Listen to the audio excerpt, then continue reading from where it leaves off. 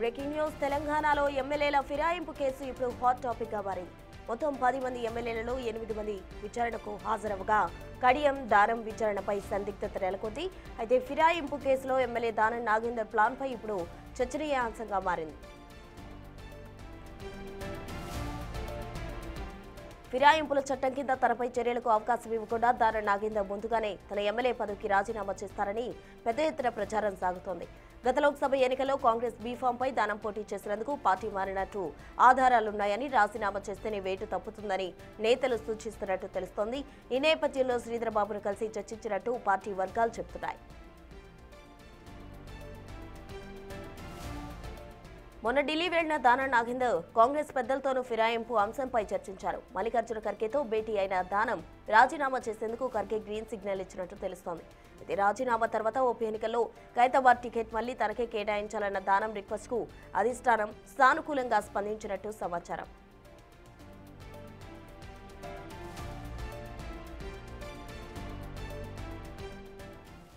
తెలంగాణలో ఎమ్మెల్యేల ఫిరాయింపు కేసు ఇప్పుడు హాట్ టాపిక్ గా మారింది. మొత్తం 10 మంది ఎమ్మెల్యేలలో 8 మంది విచారణకు హాజరవగా కడియం దానం విచారణకు సంబంధించి సందిగ్ధత నెలకొంది. పూర్తి వివరాలు మా ఇన్పుట్ పవన్ అందిస్తారు. పవన్, చెప్పండి, అటు దానం నాగేందర్ కు సంబంధించి విచారణ అయితే సందిగ్ధత నెలకొంది అనే చెప్పాలి. ఇప్పటికే ఖైరతాబాద్ టికెట్ కి సంబంధించి అటు కాంగ్రెస్ పెద్దలతో తదుపరి తనకే కేటాయించాలని చర్చించినట్టు కూడా సమాచారం అందుతుంది. ఆ కంప్లీట్ డీటెయిల్స్ ఏంటి?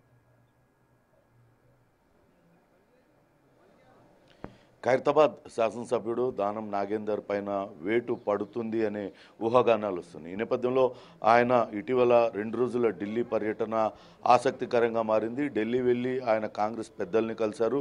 రాబోయే రోజుల్లో ఒకవేళ తనపైన అనర్హత వేటు కనుక పడితే రాబోయే 6 సంవత్సరాలలో పోటీ చేసే అవకాశం ఉండదు కాబట్టి ముందుగానే రాజీనామా చేస్తే అనర్హత వేటు తప్పుతుంది.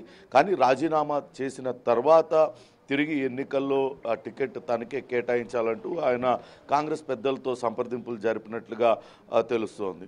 అలానే ఇక్కడ కొంత స్పీకర్ను కొంత గడువు కూడా కోరాలని దానం నాగేందర్ యోచిస్తున్నట్టుగా తెలుస్తోంది. మొత్తం మీద దానం నాగేందర్ అటు మొన్న బీఆర్ఎస్ బీఫామ్ పైన గెలిచిన తర్వాత అటు కాంగ్రెస్ పార్టీ అధికారంలోకి వచ్చిన తర్వాత వెంటనే పార్టీ మారారు. ఆ తర్వాత ఆయన సికింద్రాబాద్ పార్లమెంట్ సభ్యుడిగా పోటీ చేసి ఓటమి పాలయ్యాడు. దాంతో టెక్నికల్గా దానం నాగేందర్కు కొంతవరకు ఇబ్బందులు తప్పకపోవచ్చుననే సంకేతాలు ఉండడంతోనే దానం నాగేందర్ రాజీనామా వైపు మొగ్గు చూపుతున్నట్టుగా తెలుస్తోంది. అయితే ఖైరతాబాద్ శాసనసభ స్థానం నుంచి దివంగత నేత పి జనార్దన్ రెడ్డి కుమార్తె విజయారెడ్డి కూడా ఆమె మొన్న కాంగ్రెస్ పార్టీ నుంచి పోటీ చేశారు. ఈసారి దానం నాగేందర్ రాజీనామా చేస్తే ఖచ్చితంగా టికెట్ తనకి ఇవ్వాలి, కాంగ్రెస్ పార్టీని నమ్ముకొని ఉన్నాను కాబట్టి అంటూ ఆమె కూడా గట్టిగా టికెట్ కోసం పట్టుబడుతున్న నేపథ్యంలో అక్కడ ఎవరికి టికెట్ దక్కుతుంది అనే ఉత్కంఠ కూడా కొంత నెలకొని ఉంది. ఈ నేపథ్యంలోనే దానం నాగేందర్ తదుపరి ఏం చేయబోతున్నారు అనే దానిపైన ఆసక్తికరంగా మారింది. 2 రోజుల ఢిల్లీ పర్యటన అనంతరం నిన్న శాసనసభ వ్యవహారాల శాఖ మంత్రి శ్రీధర్బాబు, ఐటీ శాఖ మంత్రి శ్రీధర్బాబుని దానం నాగేందర్ కలిశారు. ఆయన తాను తీసుకోబోయే ఫ్యూచర్ స్టెప్స్ గురించి అటు మంత్రితో చర్చించినట్లుగా సమాచారం అందుతుంది. ఒకవేళ రాజీనామా చేసి ఉప ఎన్నిక కనుక వెళ్తే తనకు పూర్తి మద్దతు ప్రకటించాలంటూ ఆయన కోరినట్లుగా తెలుస్తుంది. తన అభ్యర్థిత్వాన్ని ఫైనల్ చేసే విధంగా చర్యలు తీసుకోవాలని కూడా కోరినట్లుగా సమాచారం అందుతుంది. ప్రసన్న, థాంక్యూ పవన్.